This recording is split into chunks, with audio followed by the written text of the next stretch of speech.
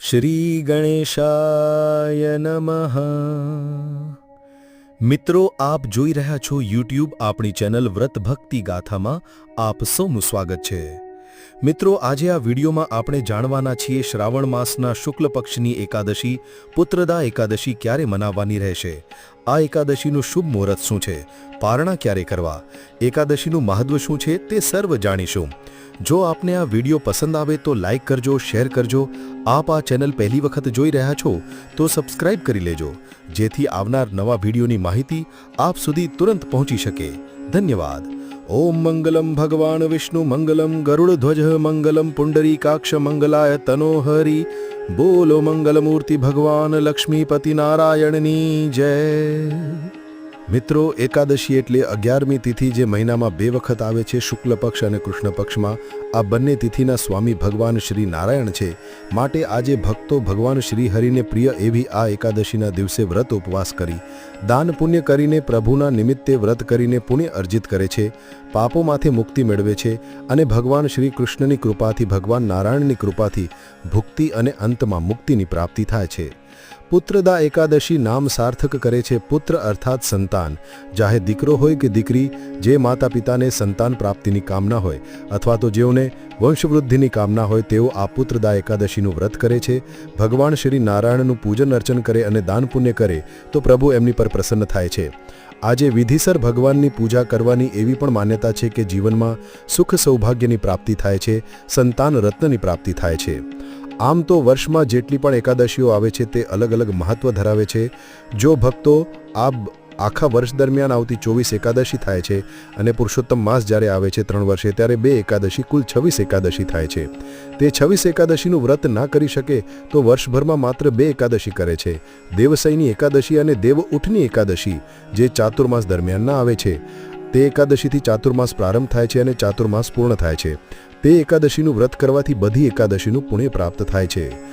સૌપ્રથમ શ્રાવણ માસમાં આવતી આ એકાદશીના મુહૂર્ત વિશે જાણી લઈએ કે તિથિ કઈ છે, આરંભ ક્યારે થાય છે અને પારણા ક્યારે કરવા. આપણા હિન્દુ પંચાંગ અનુસાર શ્રાવણ માસના શુક્લ પક્ષની એકાદશી તિથિ પ્રારંભ થાય છે તારીખ 4 ઓગસ્ટ 2025 સવારે લગભગ 11:40 અને આ તિથિ પૂર્ણ થાય છે 5 ઓગસ્ટ 2025 બપોરના લગભગ 1:10 આસપાસ. ઉદયા તિથિ અનુસાર હંમેશા એકાદશીનું વ્રત રાખવામાં આવે છે, એટલા માટે 5 ઓગસ્ટ 2025ના દિવસે આ વ્રત રાખવાનું રહેશે અને મંગળવાર છે, માટે ભગવાન નારાયણ મંગલ મૂર્તિની સાથે ભગવાન શ્રી હનુમાનજીની પણ કૃપા પ્રાપ્ત થશે.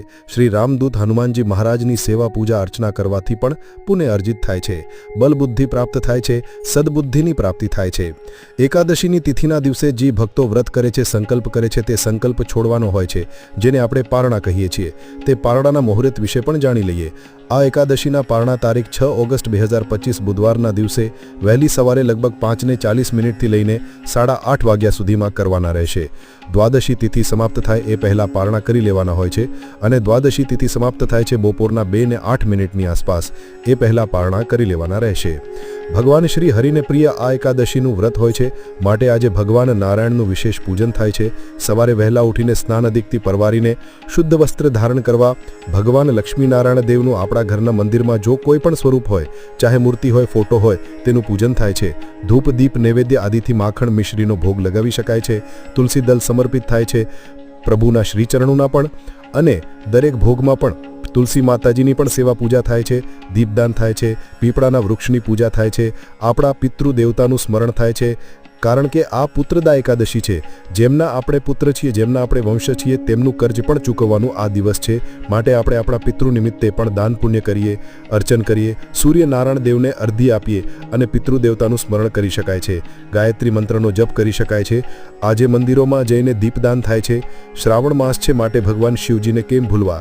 શિવ પાર્વતીજીનું પૂજન કરીને ધૂપ, દીપ, નૈવેદ્ય આદિથી પરમ ભગવદ્દીય વૈષ્ણવ મહાદેવની પૂજા અર્ચના થાય છે.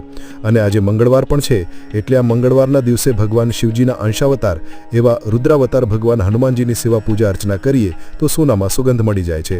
આજે ગીતાજીનો પાઠ થાય છે, વિષ્ણુ સહસ્ત્ર નામ પાઠ કરી શકાય છે, શિવ ચાલીસા, શિવ સહસ્ત્ર નામ કરી શકાય છે.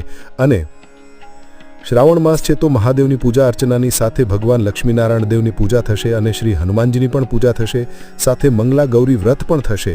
જે બહેનો મંગલા ગૌરી વ્રત કરે છે તેઓ એકાદશીની સાથે આ વ્રત કરી શકે છે. વ્રત કરનાર હંમેશા શુદ્ધતા રાખે. જે બહેનો માસિક ધર્મમાં છે અથવા ઘરમાં કોઈ સૂતક હોય તો પણ વ્રત થાય છે, પૂજન થતું નથી. ચાહે એકાદશીનું પૂજન હોય કે પછી મંગલા ગૌરીનું હોય કે શ્રવણ માસનું પૂજન હોય, પૂજા થતી નથી. આ ઉપરાંત આજે ભગવાન શ્રી નારાયણને પ્રિય એવો શુભ દિવસ છે. માટે આ પુત્રદા એકાદશીના દિવસે સમસ્ત પાપમાંથી મુક્તિ અર્થે, સુખોની પ્રાપ્તિ અર્થે ભગવાન નારાયણને પ્રાર્થના કરાય છે. જગતના પાલનહાર ભગવાન વિષ્ણુને સમર્પિત આ દિવસ માટે પ્રભુ કૃપા કરવા માટે હંમેશા તત્પર રહે છે. ચાતુર્માસ પણ ચાલે છે, એટલા માટે ભગવાન શ્રી હરિની જેટલી પણ ભક્તિ પૂજા થશે, આપણે આપણા કર્મો તરફ ધ્યાન આપીશું, શુદ્ધ કર્મ કરીશું, કોઈની નિંદા કુથલી ના કરવી. આજે રવિયોગ પણ છે, તે શુભ મનાય છે. આ રવિયોગ દરમિયાન જો ભગવાન નારાયણની પૂજા અર્ચના કરવામાં આવે તો સ્વાસ્થ્ય લાભ પ્રાપ્ત થાય છે, સુખ સમૃદ્ધિના આશીર્વાદ પ્રાપ્ત થાય છે અને કાર્યક્ષેત્રમાં પ્રગતિ પણ થાય છે. આજે પૂજાનું ફળ અનેક ઘણું થઈ જાય છે. પુત્રદા અર્થાત પુત્ર પ્રાપ્ત કરાવનાર. પુત્ર એટલે માત્ર દીકરો, સંતાનની વાત થતી નથી, સંતાનની વાત થાય છે. ચાહે પુત્રી હોય કે દીકરી હોય, તેને પુત્રદા જ કહેવાય છે. પુત્ર આપનાર એકાદશી છે. શાસ્ત્ર અનુસાર પુત્રદા એકાદશીનું વ્રત કરવાથી જીવનમાં ભૌતિક સુખ સુવિધા વધે છે અને ઘરમાં લક્ષ્મીનારાયણ દેવની કૃપા પ્રાપ્ત થાય છે. વિશેષ કરીને જે દંપતી છે સંતાન સુખની ઈચ્છા ધરાવે છે, તેઓ આ વ્રત કરે તો ફળ પ્રાપ્ત થાય છે. એવું આ એકાદશીનું મહાત્મ્ય છે. મિત્રો, મને આશા છે કે આપને આ વિડીયો જરૂર પસંદ આવ્યો હશે. બોલો જગતના પાલનહાર ભગવાન શ્રી લક્ષ્મીનારાયણ દેવની જય. મિત્રો, મને સાંભળવા માટે ધન્યવાદ. આપ સૌને મારા જય શ્રી કૃષ્ણ. આભાર.